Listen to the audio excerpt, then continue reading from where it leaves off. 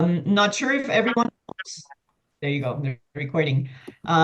Not sure if everyone knows, these meet and greets are a series of events that the Global Network for Popular Transportation has been carried out for a while. And this year we've been doing them jointly with the PRISM Consortium, which Ariana will tell us a bit more about. That's a project supported by the Volvo Research and Educational Foundations and led by Columbia University Climate School.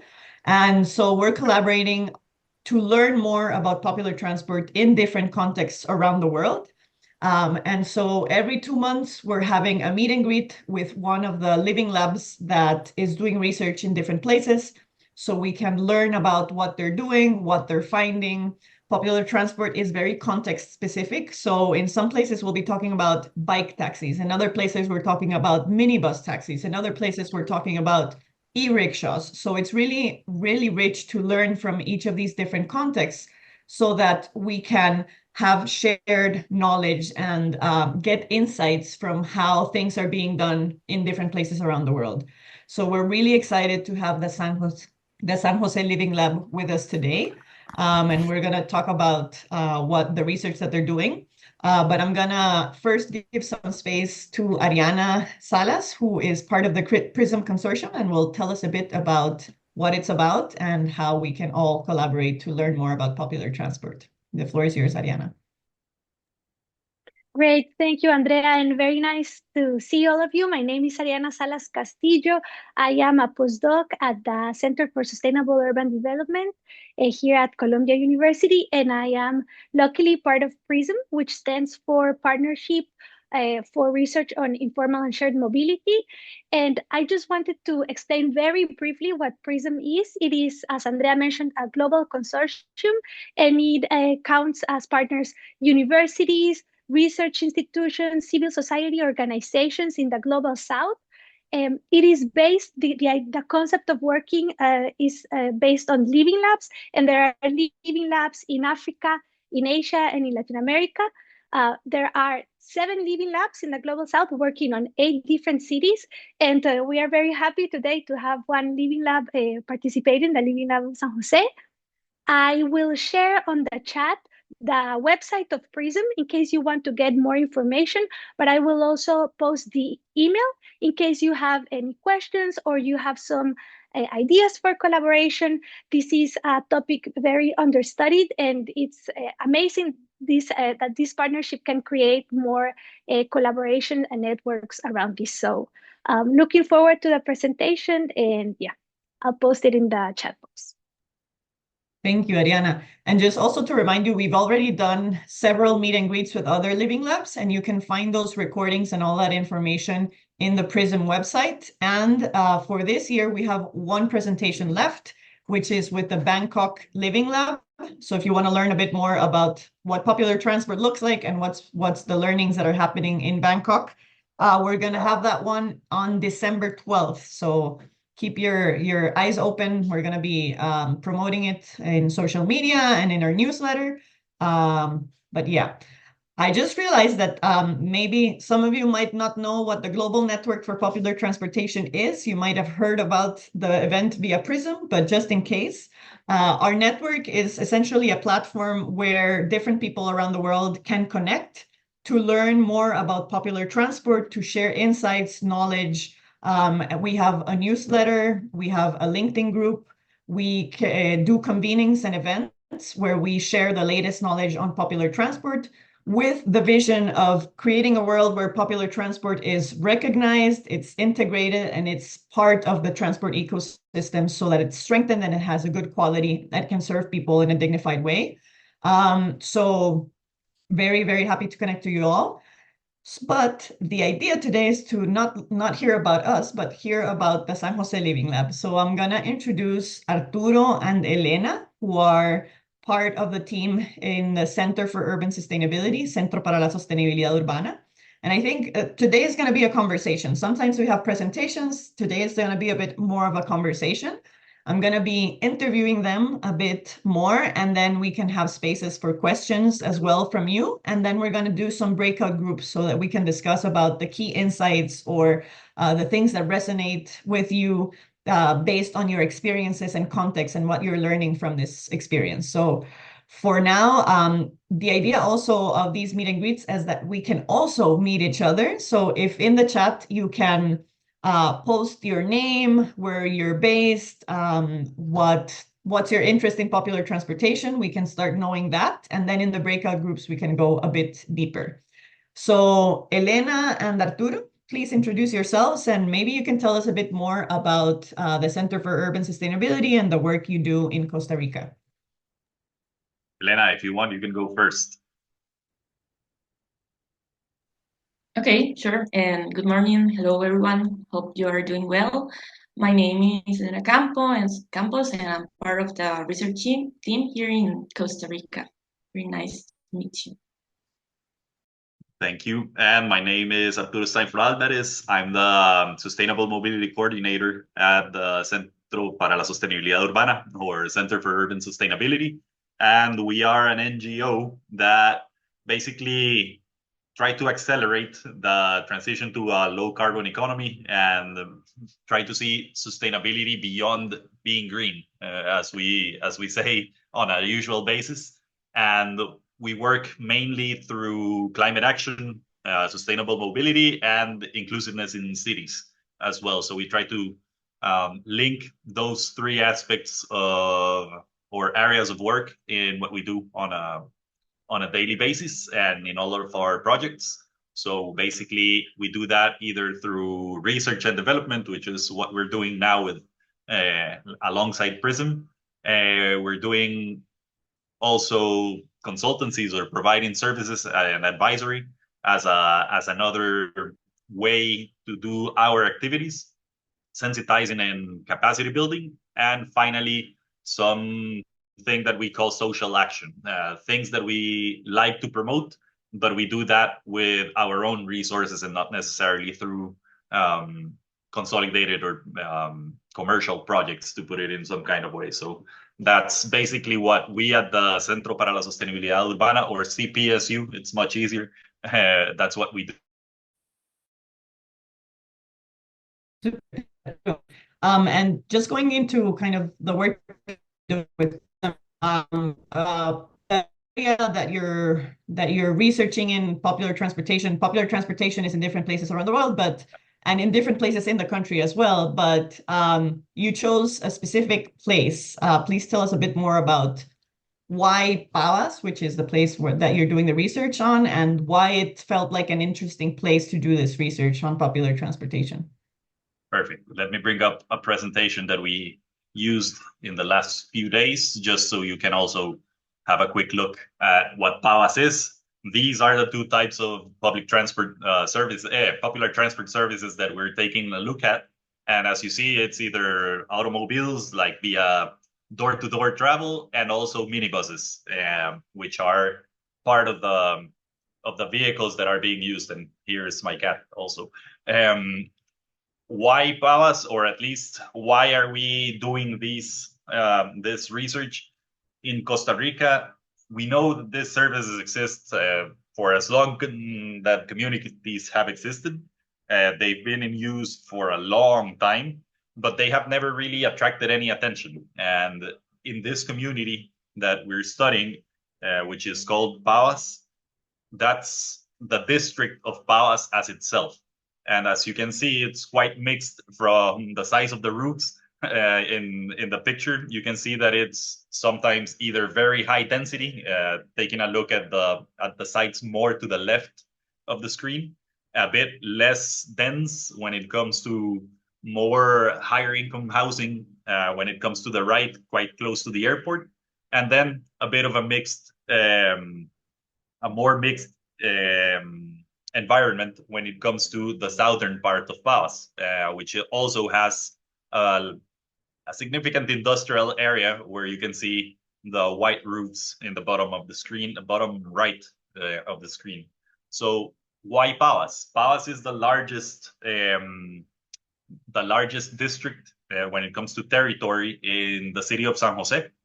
It's almost a bit more than a fifth of the whole city area. And then it also has the largest population within the city of San Jose. with as well a bit over a fifth of the population. And it's very dense, as you could see from the picture that we just showed you. And it has that diversity or that contrast between socioeconomic realities. Really low income parts and the higher income parts and communities living quite close to each other. And also, why Pavas? Because it also has at least one unsatisfied basic need, according to our statistical service. And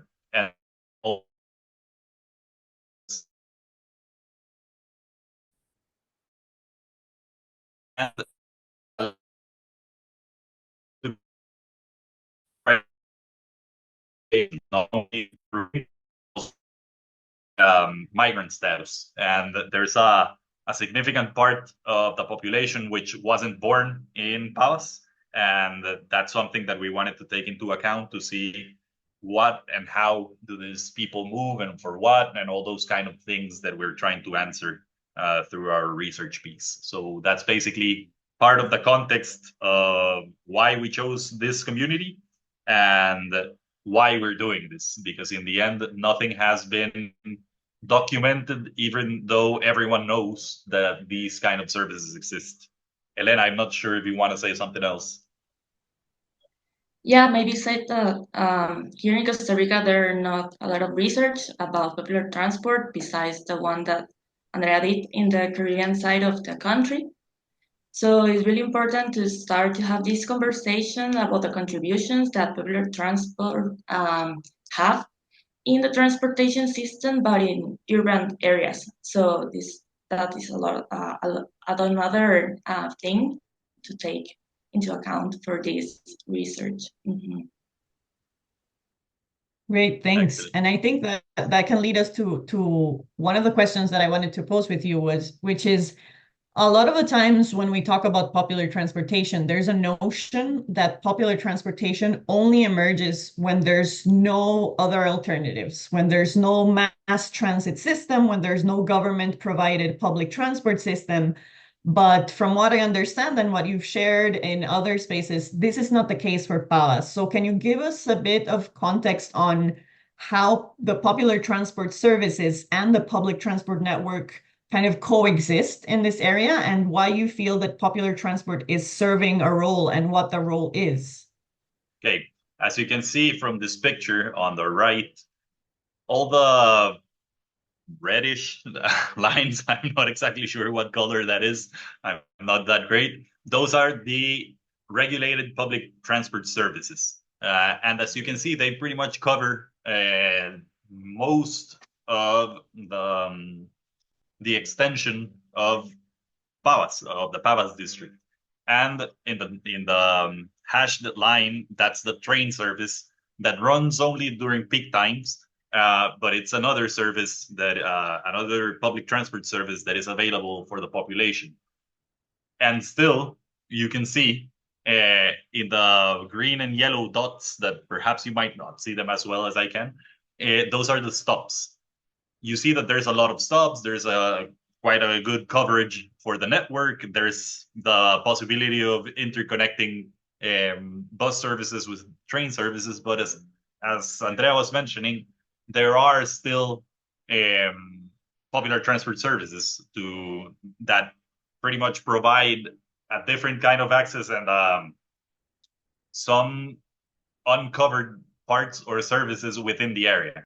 And why is that? All these bus services start at let's say at the end point, well, start at the start point from the community and go to San Jose city center. They don't necessarily do any services around the community or connect different neighborhoods. So that's a reason why we see that these services, the popular transport services, exist, because they can provide access within Pavas and not necessarily from Pavas to San Jose.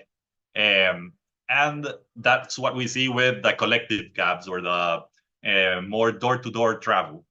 When we see the minibuses provide a faster service for people that need to get to San Jose at a certain time. and that they don't want to be stopping in every single stop that you can see in the green and yellow pairs.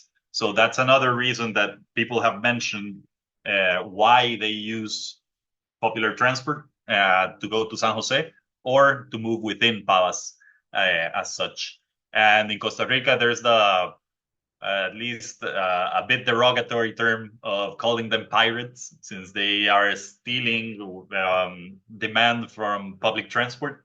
But that's something that we're trying to understand what would people that provide these kind of services would like to be called instead of using that term, which is it has been used for a long time, but no one really ever asked them if they felt comfortable with that term.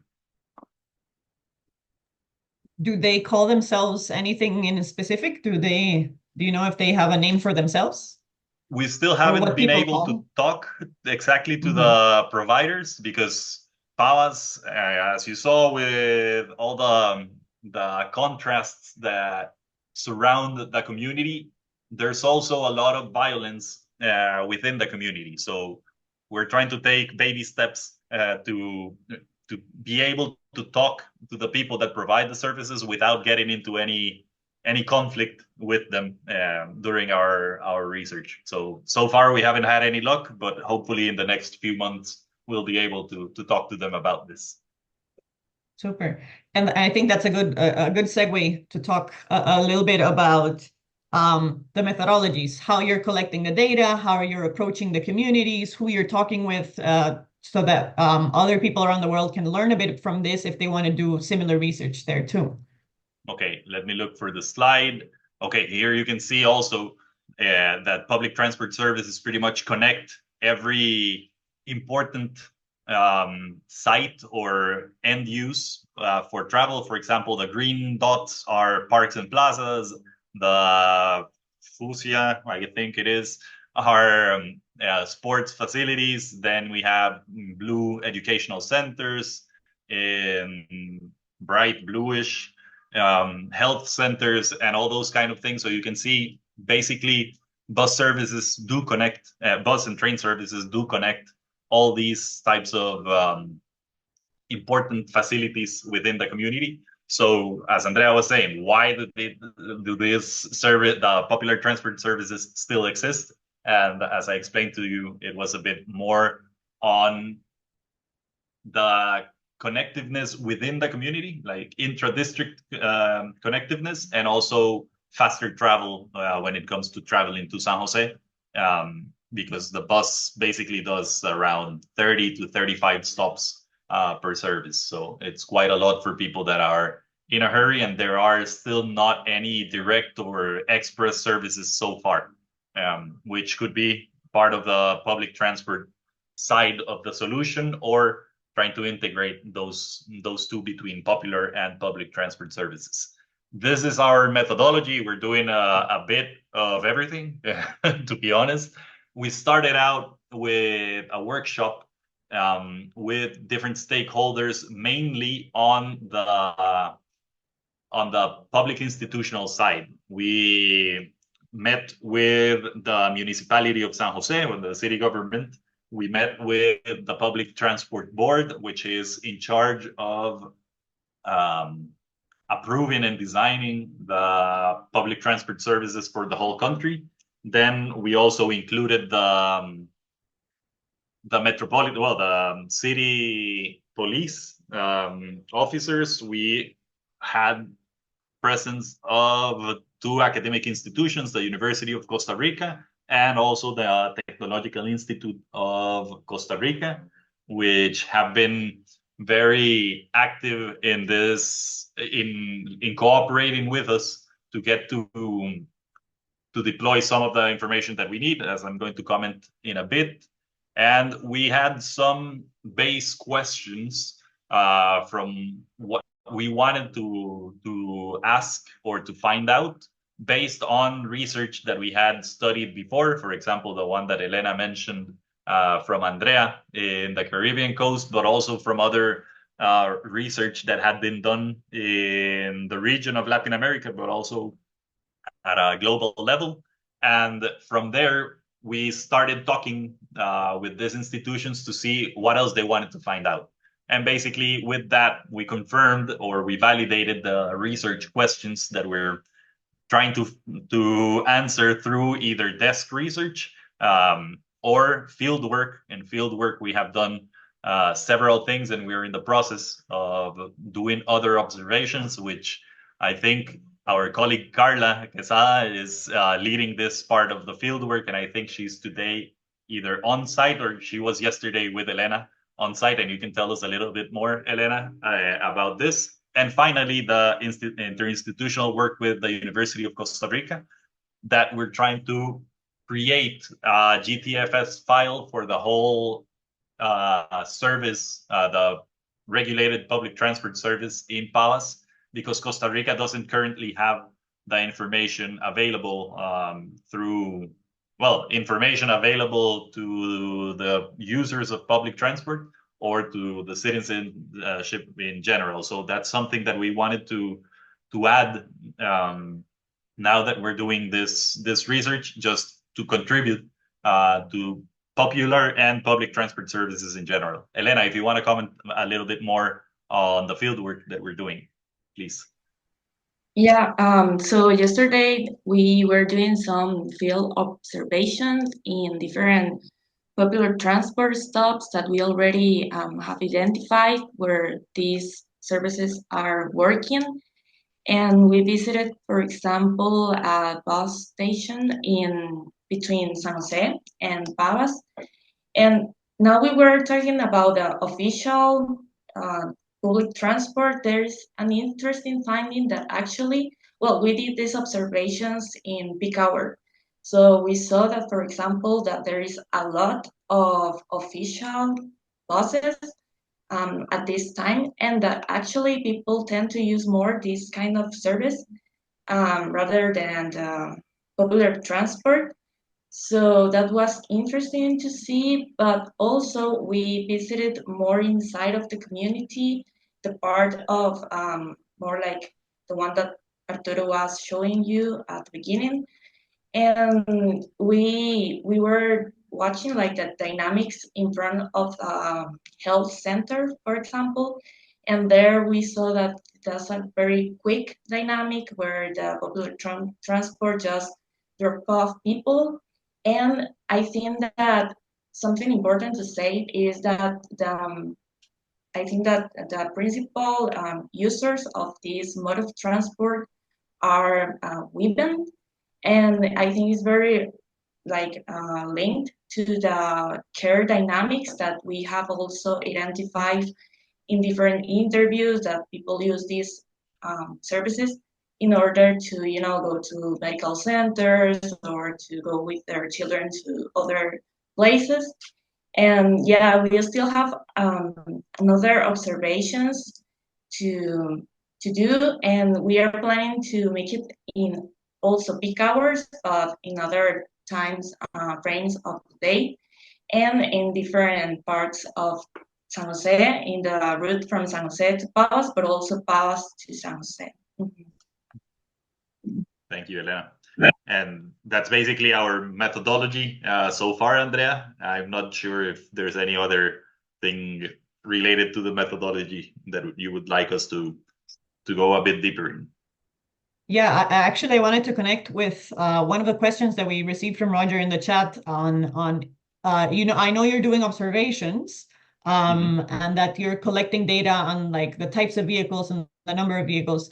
Roger was asking if do you have any idea of like how many minibuses and how many collective cabs are operating in the area, or if this is something that you're starting to build within the community or the stakeholders you've talked to around numbers in the sector?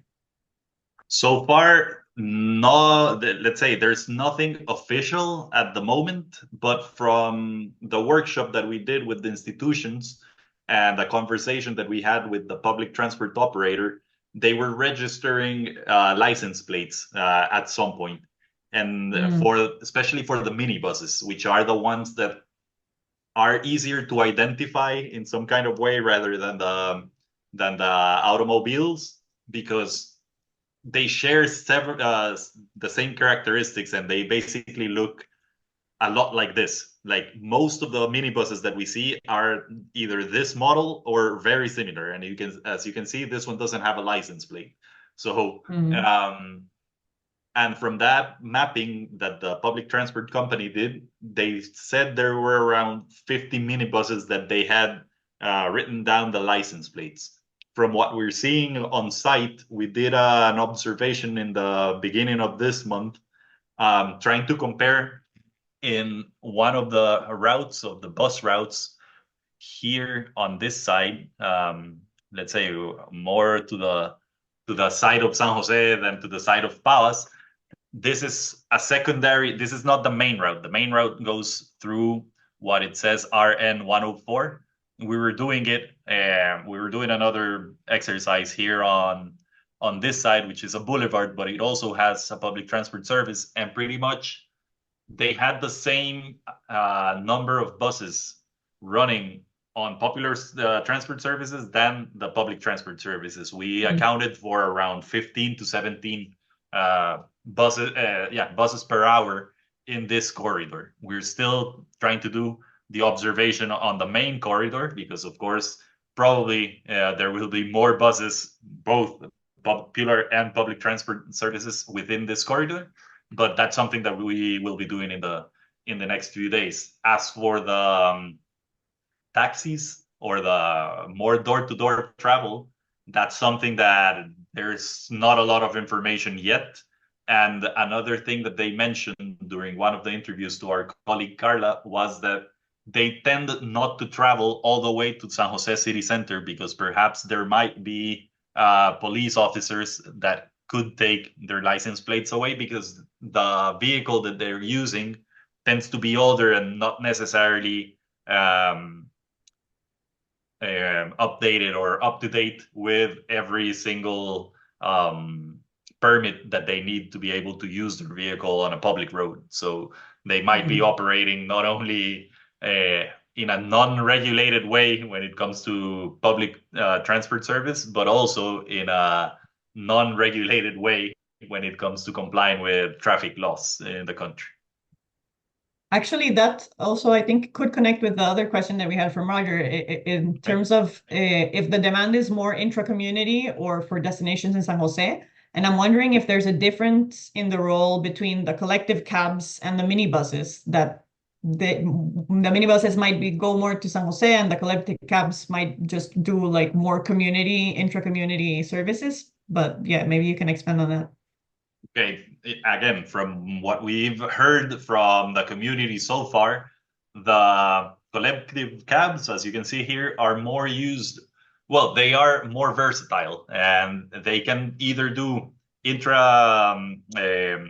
say intra-district service, or they can go up to, let's say, from Lomas, which is this area around here, to Pavas Center, or they can go from Lomas all the way to San Jose City Center, but it's a more flexible service. Minibuses tend to replicate the public bus routes in general. And again, as Elena was mentioning before, a lot of the collective cabs or the more door-to-door travel tends to be within the community and tends to be used by women on care tasks in general. And I think that we look for the results that we had here. There's again some of the different comments from stakeholders that say, okay, it's in general risky, it has a link with drug trafficking, it's a service highly used by vulnerable populations, etc. So if we take a look, and these are pictures from the workshop that we had, and let me go quickly. But yeah, we have seen that here they are. Why do they use them? Or which is the main mode that they use? The popular transport, let's say the collective cab or the door-to-door travel. And you can see the minibus is not that far away from what we've been able to consult so far. And these shopping labors and care work are basically related to household activities. So those are also important. We're going to try eventually, when we get more data, to cross these two and to see what kind of vehicle or service they are using to do what kind of activity as well. And people use it several times a week, so it's a service that they use often, which is another important finding, that it's a systemic failure in the system. It's not something only that people use from time to time, but they do use it several times a week. They just stand on the street, and they know basically where they can take it. So it's a more learned attitude towards how to use the service, rather than relying on other types of modes of access. And why do they use it? Faster travel and flexibility and higher frequency of trips, which is kind of related also to the faster travel. So that's basically what we're having as part of our results so far. And we asked also, what would you do if you wanted to improve the service? And people would say improving service conditions, because the driving is a bit risky since they're operating outside of what is permitted. They would have to operate in a faster way to avoid police officers, for example. They would like public transport to be the regulated public transport to be faster, for example, less stops and that kind of things. People would leave it the same, again, because they do feel that it's a useful service, but perhaps that's something that we're trying to get more answers to our survey. We only have 20 so far, but we're trying to test different methods of reaching out to the people without raising any red flags with the operators as well, since again, since there's that violent atmosphere related to the service, we don't want to get into the wrong let's say, mess up with the wrong people. And that's something that we're trying to do with the interview of operators, which is something that we have pending so far. Yeah, I imagine there's some information that's still missing from their perspective. But I was wondering if you had been able to identify, for example, how they define their tariffs and how it compares to the public transport tariffs, and also how they organize, if they are organized at all.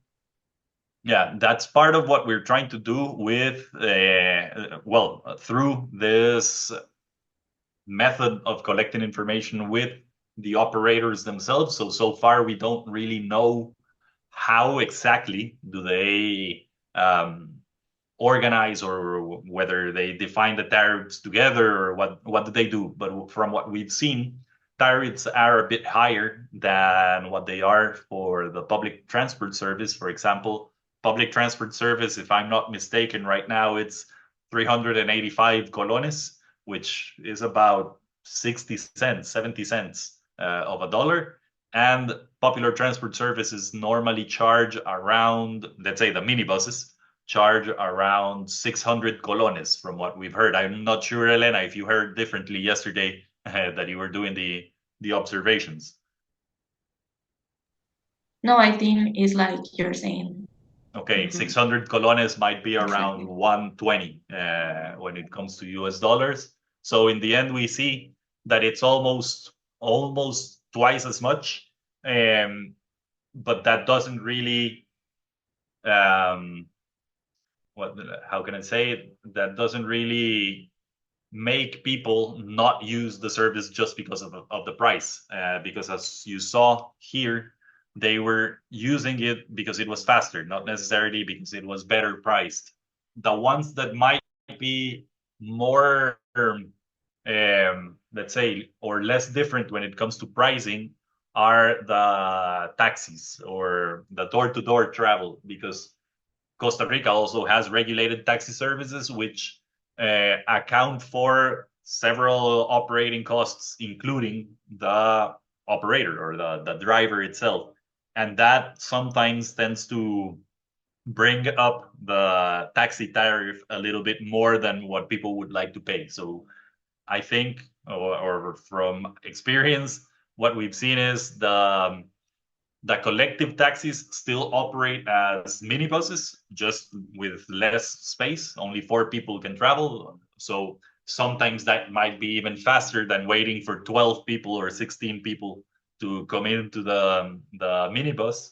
But when it comes to door-to-door travel, and especially since those are more local trips, and sometimes taxi services don't really want to go into several communities in the area, those door-to-door travel tend to be a bit more competitive with taxi service as the taxi tariffs than the minibus tariffs are with the official or the regulated bus service. So I think I answered some of the questions, but I'm not exactly sure if I got everything. No, you're good. We have a really interesting question here from Hussein around climate challenges. Now that we're seeing a lot of climate impacts in the cities, he was wondering if, considering that these operators are not necessarily recognized by the governments, how are they how are people depending on them or impacted during extreme climate events like heat waves or floods? And if you know if there's any provisions in the city government around resilience to address these vulnerabilities.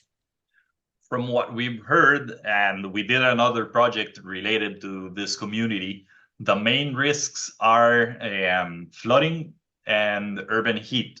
Urban heat doesn't really get a lot of attention in general in the country. It's starting to build up, but there are no specific studies from what we've seen or what we've identified so far for this community. And in Costa Rica in general, temperatures haven't been as extreme as in other countries or as in other cities. So that's something that as a whole in the country, we have an opportunity to dive a bit deeper in that part. When it comes to flooding in Costa Rica, it rains a lot and there's not a lot of infrastructure, or the infrastructure is a bit outdated compared to the intensity of the rains and the amount of days that it rains in the year. But in general, from what we've heard in the community, it's still something that hasn't been as critical in this community as such, but there are difficulties when it comes to infrastructure in general, whether it's road or whether it's drainage. So those are the main problems that they might have, but they are not so far been as critical as in other communities in the country and in other communities in the city. So when it comes to climate risks, yes, there are. I would say they are still in the medium scale rather than the high risk scale. But at the same time, it's something that we need more information in order to give a more precise answer, and that information is not yet available. And as you can see, there might also be risks of landslides. These are, let's say, the green lines that you see around, those are rivers. So the communities are very close to the rivers and not necessarily in the best building practices available. So those are also risks that we haven't heard in news or in any other report that there have been catastrophes related to landslides so far. Hopefully there aren't, but at the same time, again, the risk exists within the region. Thanks so much. I love how we're able to cross over to other different topics such as climate adaptation and vulnerability, because these types of services cover populations that are vulnerable in so many different ways, and sometimes if there's certain climate impacts, maybe a big bus will not be able to reach a community, but a smaller car or a three-wheeler or a two-wheeler will. So that's a very, very interesting intersection. Thanks for raising it, Hussein. Cami was asking about the business models. And this is really interesting because one of the double-edged elements that popular transport usually has is that flexibility and agility and how it gets places faster. But it also involves a road safety concern because sometimes the business models are very much based on trying to get as many passengers as possible and going really fast to collect more passengers and to compete between different operators. And that generates some concerns for people when they're riding these services. So maybe you can tell us a bit more about how this works. If you've seen if they compete with each other, and are they owners of their vehicles? So just how the business models work and how this connects to maybe the experience of users as well when they're using these services. Okay. Again, we haven't really been able to talk in depth with the operators themselves, but from what we've heard through other stakeholders, there are several things. First of all, as you can see, those road safety related risks do exist, and people mention them, have mentioned them through the interviews that we have done with other stakeholders. Here you can see on the mid-right comment that they are not insured. Sometimes they're not even roadworthiness approved, and all those kind of vehicle-related risks that are themselves one of the parts, and then the driver behavior is another factor when it comes to this.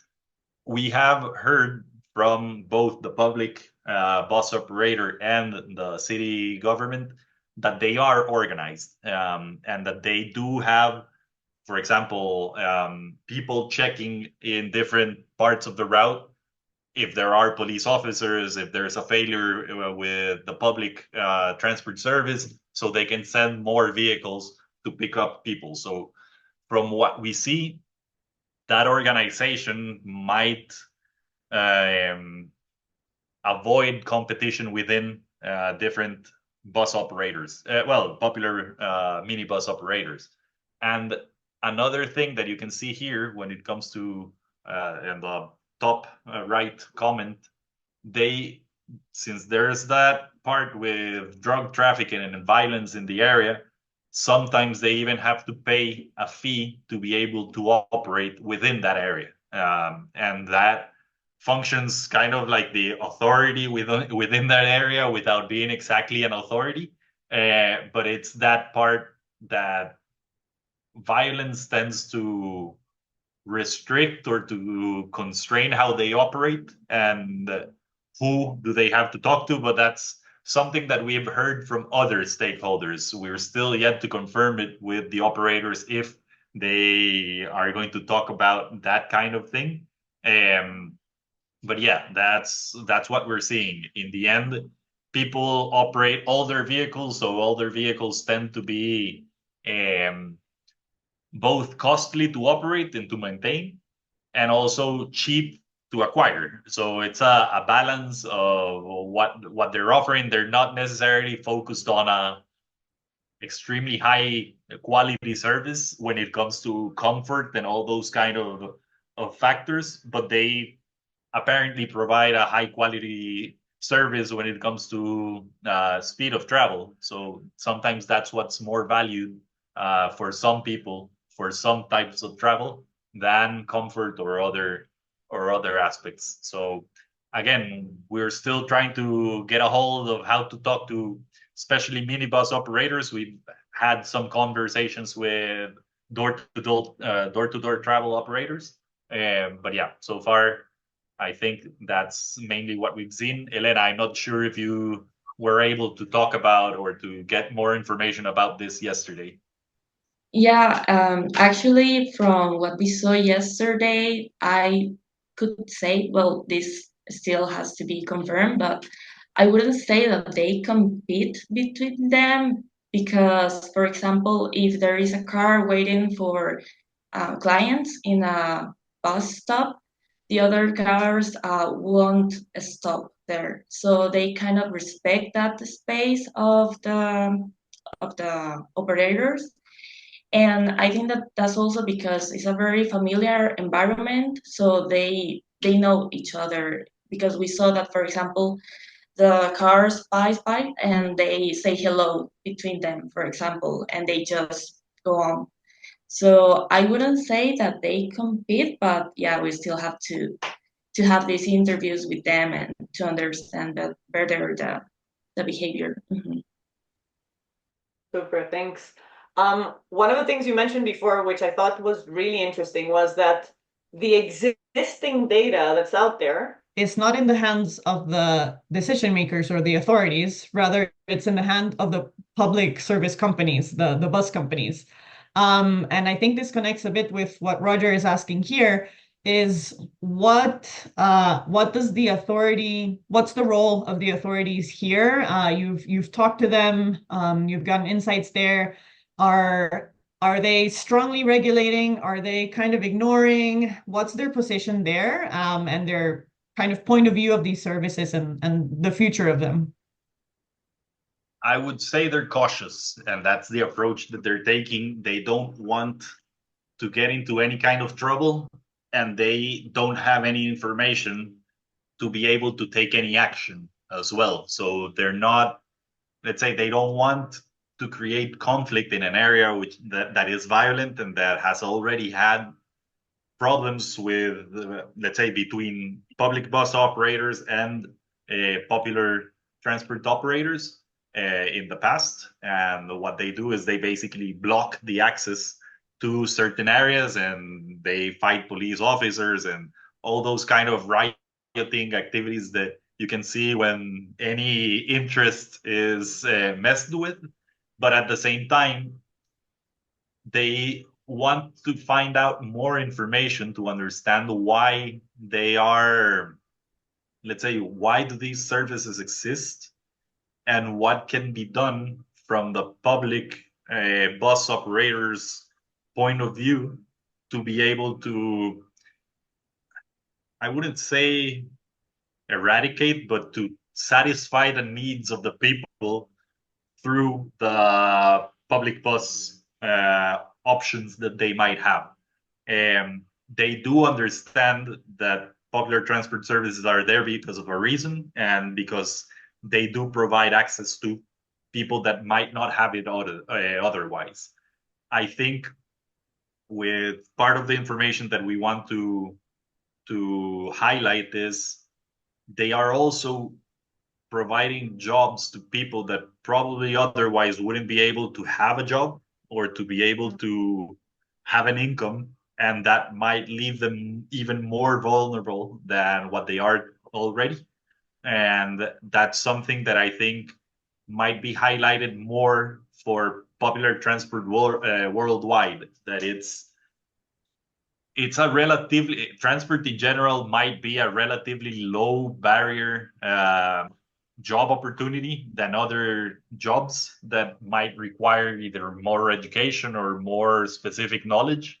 But at the same time, when you look at that in vulnerable vulnerable conditions populations, then it becomes even more important to provide those kind of low barrier jobs in general, and less specific or knowledge types of jobs, because in the end they are vulnerable populations and they might not even have finished school. They might be migrants, which don't really which are even more difficult for the it's even more difficult for them to have jobs and all that kind of things, that I think the authorities in general would like to have more information to act, rather than to act in a more repressive way, because from what they've seen through other examples and through other conflicts that they might have had with regulated taxis or at some point, or with other bus services in other communities, they don't want to create conflict in an area that is, yeah, it might be, let's say, popular transport services might be satisfying the needs of certain demands, but at the same time, both are coexisting somehow within the area, and they just choose them for different reasons, perhaps. And in terms of a bus company, maybe you also had conversations with them. How do they view them? Do they feel they're really impacting their business, or what's their position on that as well? Elena, if you want, you can start this question since you were more in touch with Virgilio initially, but I can complement afterwards. Yeah, from when we talked with him, the operations manager of the official bus company, he told us that they have like issues with these kind of services because, for example, they have crashed their buses, and when there is this kind of incidents, they can call the official police because their conditions are illegal, so they tend to just run away and take no responsibility about these issues. And another aspect is that, the bus company said that they are having, for example, financial issues maybe.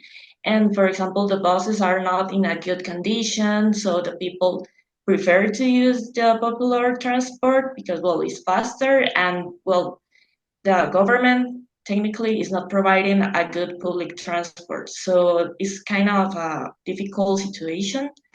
And they are, for that, they are not having like a good, I don't know how to say this, like a good demand of passengers. And then they have to rise their fare, and it's like a circle, like the whole problem. Maybe Arturo, I don't know if you want to complement. Yeah, and also another thing that he mentioned was that even though they are in competition with them and they have had their difficulties, they do see the value that popular buses or minibuses really provide to certain communities that don't really have a service after certain times, or that they might not be the safest communities even for the public bus operators to operate in. So they do see the value that is out there from popular transport services, but at the same time, as Elena was mentioning, they have had their encounters with them that haven't been very favorable for the public bus operators. Thanks so much for those insights. I'm gonna add one last question from the chat, and then I'm actually gonna open it up to other people who might have additional questions now. But I have another last one before that. So Cami was asking if you know if there's a high share of popular transport also operating in areas with higher car ownership, if that data is available, because I know sometimes it's not. But if you have any insights on that. I wouldn't say that it's available since, as we mentioned before in the beginning of the presentation, there's very few information from popular transport services in Costa Rica in general. Although there are always, you can see in every community, the minibuses, the same minibuses that we see in Pavas, we can see it in pretty much every community, whether lower income or higher income. They tend to be less frequent, probably in higher income communities, since there are less trips to cover for a higher share of the population. For example, if everyone has a vehicle and they can take it pretty much whenever they want, there will be less people from residential areas that are going out of their houses to cover that demand, but they might be covering that demand of the people that are coming into the communities. For example, domestic services or construction services or those kind of things. So I think in general, there are popular transport services in pretty much all of the country.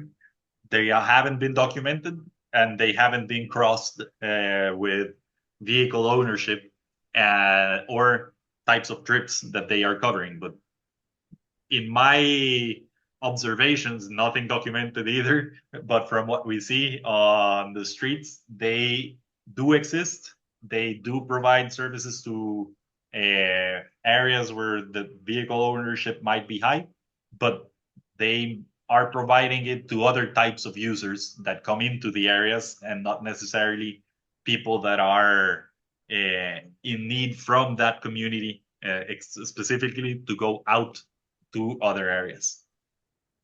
And I think that point you're making is really essential, because sometimes we think about just the people who are living in an area, especially if it's a higher income area, but there's an entire workforce that comes to and fro, and that sometimes is not well served by government provided public transport services. So I think that's something that really needs highlighting in terms of the accessibility that's being provided by these transport modes and for whom it's being provided. Before opening the floor a bit more and also going into the breakout group so we can talk to each other as well, I wanted to ask, I know this is an ongoing investigation and that the project is longer term and you still haven't been able to talk to all the stakeholders, but maybe from the information you have until now, how do you think a coexistence between the popular transport and the government provided services could happen? Because we like kind of the narrative that we're trying to place and the things that we're trying to envision is, how can we really understand this as part of a transport ecosystem, and how could decision makers and authorities start thinking about how to integrate these so that they can work with each other rather than compete with each other? So based on the insights you have on the type of trips, the users, the times of day, and how these work, how do you think could be an optimized version of the ecosystem where these two work, or if they shouldn't? Just leaving it out there. Elena, I'm not sure if you want to answer first, because mine is a much more philosophical and the overall answer. I'm thinking yet, so go ahead. Okay. I would say as you can see, there are different types of services. And in the end, diversity is good. And the diversity in offer of services is always good. There are considerations that are complicated. For example, quality costs. Then if you want to provide real or at least decent living conditions for people, you have to have something like a safety net for them, and those safety nets cost in the end. So if you want drivers to do whatever they want whenever they want, that's an option, yes, but that tends to leave the drivers and the users in a more vulnerable way than if you really want to have certain criteria met, that they are insured, that they are operating vehicles that are of a certain quality. So all those kind of regulations, in the end, you have to put them in a balance. And there are people that need certain types of transport services because they need them right now, and that costs in the end. And so it's difficult to see a world in general where popular transport services don't exist. And for example, in Costa Rica, Uber and Didi and all those ride-hailing apps in the end are popular transport services because they don't fall within the legal status of things, but they are not popular transport services themselves because they don't really, let's say, how can I say it? They are not really born from the communities and from the needs of the community. They are basically coming from a multinational company that has been funded by venture capitalists, and it's a much less difficult environment to work in than what we see with popular transport services, but they are both in those gray or red prohibited areas of the country when it comes to legal terms. So they will coexist, I think, and that coexistence might be conflictive or not.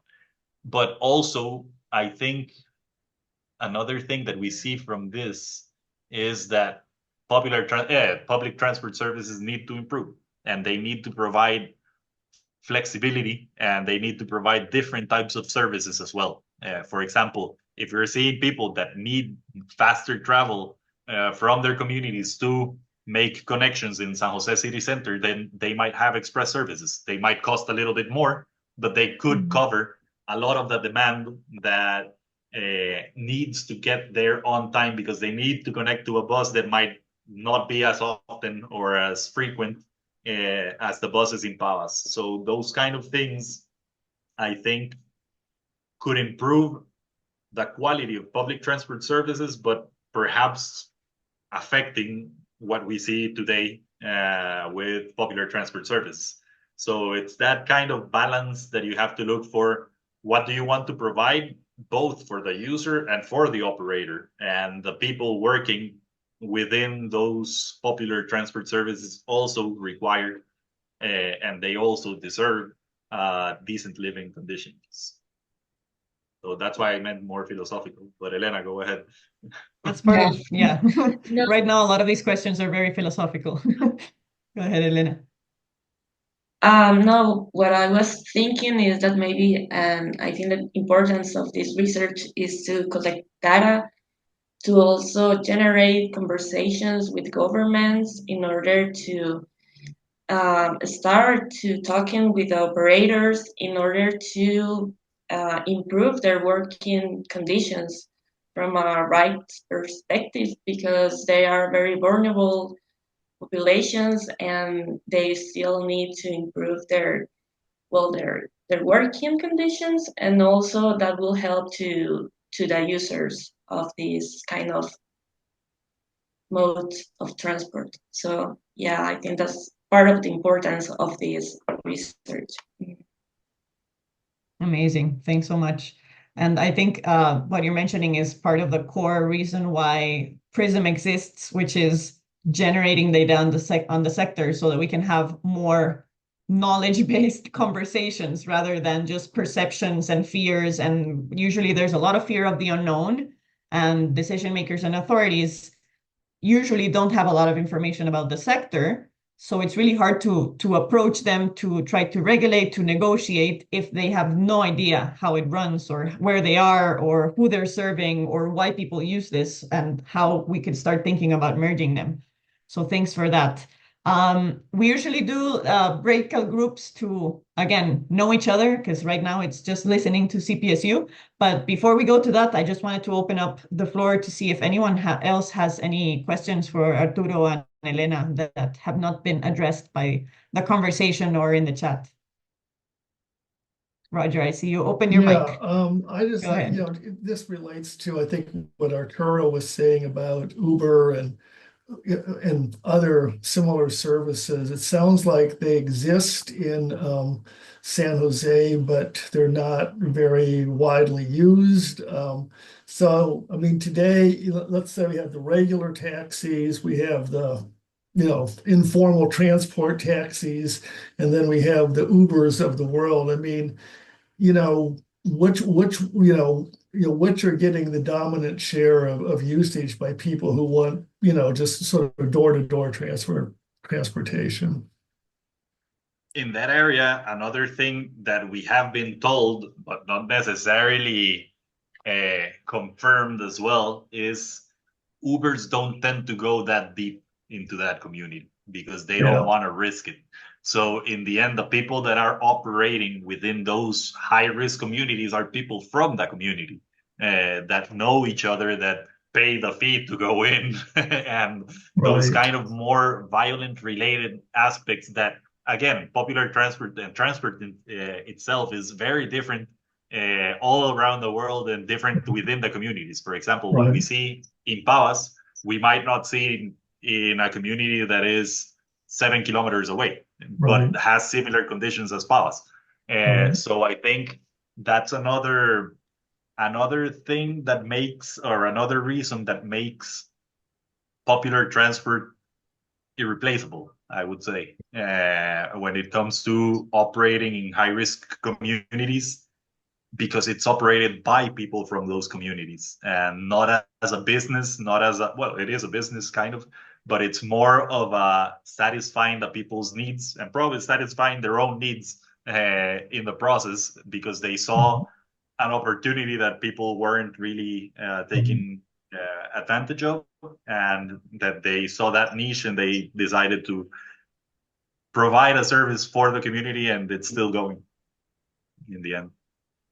Yeah, that's a really interesting observation. It's interesting. I think it's city to city because here in Chicago, on the south side of Chicago, which is probably over 1 million people, taxis won't go there. But once Uber entered the market, there was lots of people, lots of Uber drivers, and I don't know whether they were mostly living in that part of the area or elsewhere who went there. And what used to be a ridiculous situation, you couldn't even get there, now has been remedied by the fact that Uber's in the market. So like you say, it's very local in terms of how these things play themselves out. Exactly. And I think examples like that are present in pretty much every community in every city in the world. Right. Super. Ariana. Hussein. Oh, Ariana. Yeah. Hi. You want to go, Ariana? You can go if you want first. No, go ahead. It's fine. Yeah. Hi, Arturo. My name is Hussein, and I'm working with Prism as a part of Columbia University. I'm an urban planning student, and I'm also looking at a similar case. My focus is around Mumbai, and I will be looking at a similar case of popular transport for my thesis. So, the question that I had given about asked about the climate adaptation, my focus is more on that aspect also.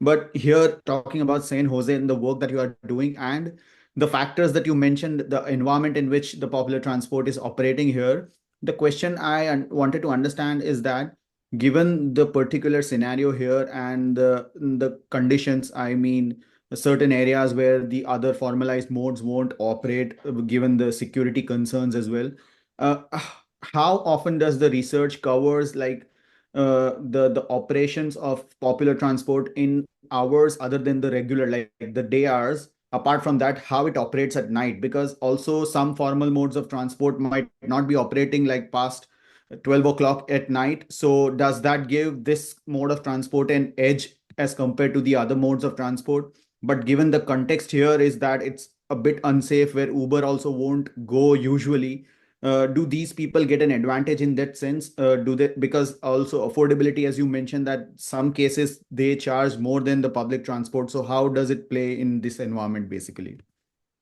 excellent question. And that's something that Andrea covered it in her research in the Caribbean coast, because yes, public transport services stop at certain time of the day. But what happens with the people that are in the night economy? And I have an experience specifically with a person that lives in the community that we're analyzing when I was working as a bartender several years ago. And we used to close the bar at 2 a.m., 2:30. And at that time, it was about 12 years ago or something like that. During that time, there were popular transport services that were hourly until the last went out of San Jose at 3 in the morning. So because public bus services operate from 4 in the morning until the last services go out at 10, so they finish at 11 the operations. So between 11 at night and 4 in the morning, there are no transport services, or at least mass transport services, to cover the demand. This guy was taking the minibus to get back to his place at 3 in the morning or 2 in the morning. He tried to go out at 2 in the morning because the 3 a.m. bus was the last one, and that was normally full. So again, it's a matter of access to people that don't really have it. And probably if not, he would either had to walk, which was a long walk, probably about 5 kilometers or so. And at that time of the day, it's not necessarily the safest way to get back, or rely on someone to take him. I had to take him a couple of times because we finished late. And yeah, it was that kind of thing. And taxi services were not going to take him there, or at least not as far as he needed. They would probably have left him within the entrance of the community rather than the mid part of the community where he was living. And it's those kind of things. It's definitely unequal access for people. And these services really cover up most of the inequalities because they themselves come probably from let's say, unequal conditions, and they themselves are vulnerable. So it's, as Elena was mentioning, a more familiar service that might be provided, and people eventually tend to trust themselves by creating this network of services that are, let's say, life-saving in a lot of the occasions, and that they provide access to, again, jobs that they might not be able to have if they weren't for these types of services. Yeah, I mean that puts spotlight on the sense that I was also trying to make, and the question was also coming from a personal experience, because the last 10 years of my life I was living in an administrative capital which had like a working population, but there were also residents and students like me who were living in a small administrative town in India called Gandhinagar. It was basically like government offices were there, so after 7 p.m. all the offices were empty, but the students like us who used to live in hostel, we needed some sort of transportation. Say for example, if I was traveling to Mumbai and I had to catch a flight from like that town to Ahmedabad airport, I was not able to like, even let alone like vulnerable or unsafe areas, that was a different question. But even in like formal areas like these, because there were no formal modes of transport and even Uber wouldn't service in those internal areas, it was very difficult for me to like wait for any shuttle service or anything that was there, like even informally operated, for me to take me from that point to the airport that was there. So yeah, it actually is sort of a missing link between these things. Exactly. Thanks so much for that. Yeah. Thank We you. have Ariana and then Ernest. Since we are flexible and agile like popular transport, I'm gonna let go of the breakout groups and keep this conversation going, because I think it's flowing quite nicely, and that's actually the purpose of these meet and greets. So Ariana, go ahead with your question. Okay, thank you. So I know you are still studying this, but regarding, as you mentioned, the importance of diversity when we look at the collective caps, is there diversity within the collective caps, in the sense that are there some these individual vehicles, I don't know, owners, for example, or people who rent it, that only go and take several people? So they go, let's say, like they follow the route of the minivan. Is there a difference between those and the other ones that might work as like a call or a WhatsApp, like this more contact based? Oh, my neighbor needs transport, I'll take the car out. So do they all provide both services? And am I asking this also because that maybe there's a difference here in the terms of ties that they have with the community, like more one-to-one versus more this is my mini enterprise, right? Mm-hmm. Okay, Elena, I'm not sure if you want to take the first part of the question and then I complement. Yeah, I think that from what we have seen, the caps could be more like a one-on-one relationship between the community and the popular operators. Like, since they are smaller, it's easy to contact them and they will be in front of your house. But maybe the minibuses are more like another type of official bus, like they go from the bus station in San Jose to the final stop in Palace. So I will say that that's like the dynamic that we have seen. But yeah, I don't know, Arturo, if you want to say something more. And from the automobiles in general, we have seen both behaviors, both operating as collective taxis, probably, and we don't have any data for this, but I would try to make a logic argument that is that perhaps collective taxis operate more in the context of peak times rather than non-peak times, since they can make a better use of the vehicle and can gain more from having 4 people go into the same area rather than just operating within the community on a one-to-one service. And yes, they do have, let's say, there are operators that are, and from the one that we talked about, specifically this type of vehicle, we have spoken to one person, and it was that he had his phone number, and people just called him, hey, can you take me to this place, or can you help me bring some of the food that I have already paid for from the supermarket? And they can provide services that go beyond passenger transport, but also goods transport in some kind of way. So they are diverse in that sense, but we didn't really ask him if he was only a individual, let's say he only took individual requests, or if he also operated with that collective taxi framework. So that's something that we can ask in the interviews that we will do in the future. Great, thanks. And I think we have time for one last question. So Ernest, go ahead.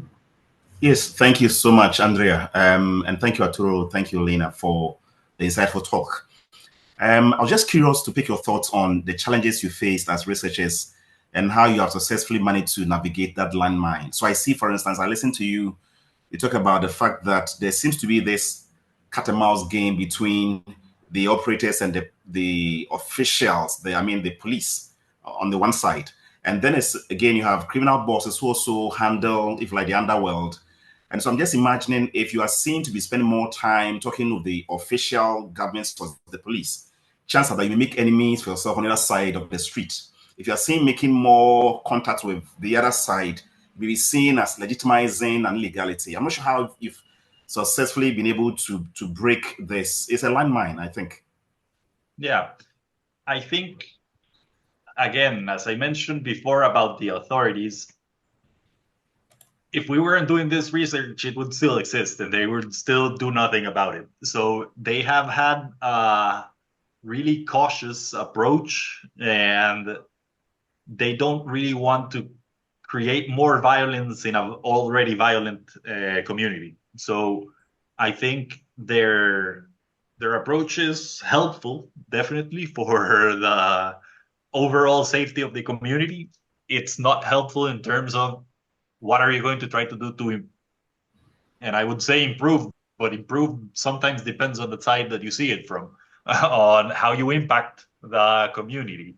And again, not doing anything apparently has been relatively better than doing what they had done before. And I'm not exactly, they won't replicate what they're doing now, but I think it's a trial and error kind of thing with, let's say, minimizing the errors that you can cause.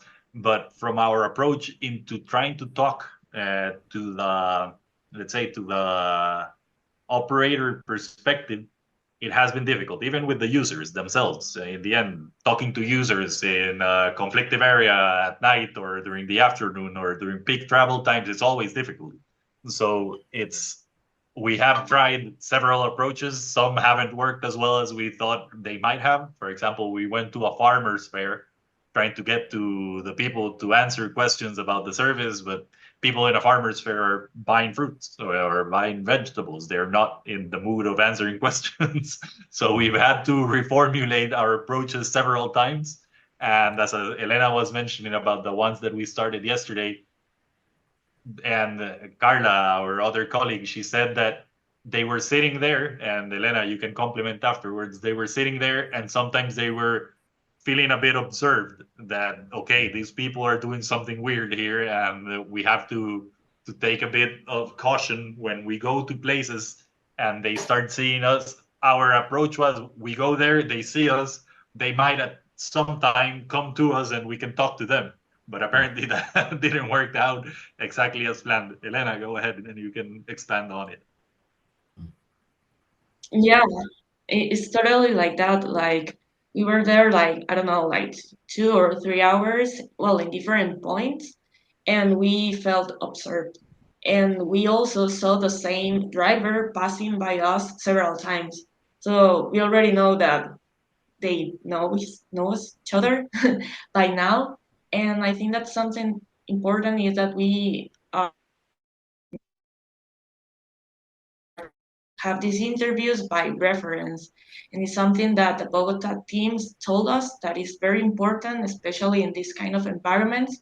And also from a gender perspective, I will say that it's a very masculinized environment. So the next time that we are planning to do this observation, I think it will be nice. And it's important that another colleagues come with us, because yesterday we were just only Carla and I. So I think that it's important to have this into account when everyone is doing this kind of observations in the field. Mm-hmm. Right, thank you. Oh, thanks so much for all the really insightful questions. Maybe just food for thought for everyone who's here, because this was something that we were going to suggest for the breakout groups. Part of the motivation of doing these meet and greets and the past ones we've done is to learn from each other. And popular transport is very different everywhere, but there's always commonalities and things that we can learn from each other, either from how to collect data and how to approach the sector and how to take care in the way that we're collecting it, to, okay, I'm learning about how this policy works in this place and how decision makers might be able to incorporate these services into their planning, etc. So as food for thought, just maybe things that you can think about is what things were insightful for you from this presentation, and that you can take back to your context, and also think about what also resonates, that are like, I had no idea this was happening in Costa Rica. This is also happening in my context and I can learn from it.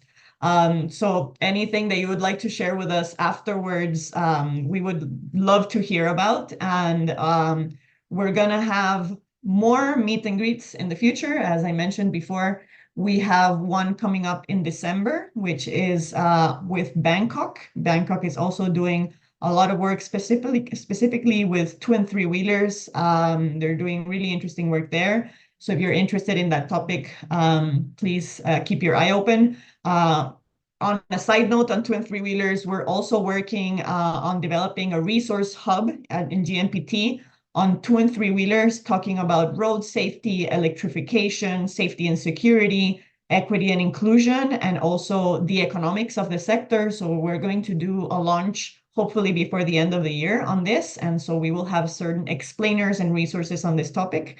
And if you have not subscribed to the newsletter, in the newsletter on GNPT, we have news about what's going on in the different living labs. Beyond the meet and greets, you will also know if they've published something, if they've run a workshop, what's going on in these different places. And you can also get in touch with the living labs if you want to collaborate, if you have any ideas, or would want to get in touch for any other reason.